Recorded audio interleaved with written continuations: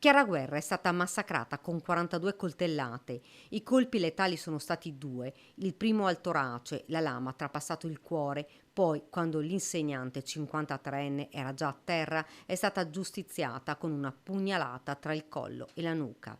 L'esame autoptico, durato oltre 4 ore presso l'ospedale civile di Portogruaro, è stato eseguito dal medico legale Antonello Cirnelli, incaricato dalla Procura dei minori di Trieste, alla presenza del consulente della difesa Alberto Furlanetto e dei carabinieri. La morte è sopraggiunta in qualche minuto per l'imponente perdita di sangue. Chiara ha provato disperatamente con tutte le sue forze di difendersi, ha riportato numerosi tagli sulle braccia nel tentativo di schivare la furia omicida del nipote, il 17enne reo confesso, accusato ora di omicidio volontario.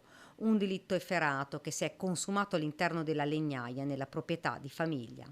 Il 17enne ha poi tentato di dare fuoco al corpo della zia, forse utilizzando della benzina, ma le fiamme si sono spente quasi subito.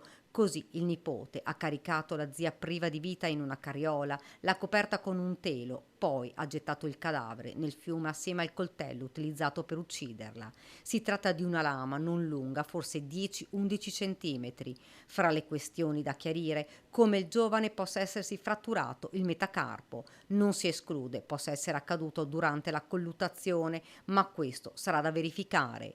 Il 17enne ha sempre sostenuto fosse accaduto mentre stava facendo dei lavori a casa.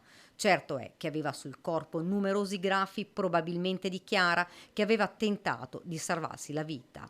Invano la furia del nipote non le ha lasciato scampo. Il 17enne si trova ora nel carcere minorile di Rovigo. Durante l'udienza di convalida ha parlato con il GIP di Trieste ed ha raccontato la sua verità. Ha parlato del rapporto con la zia, di quella lite violenta terminata nell'omicidio.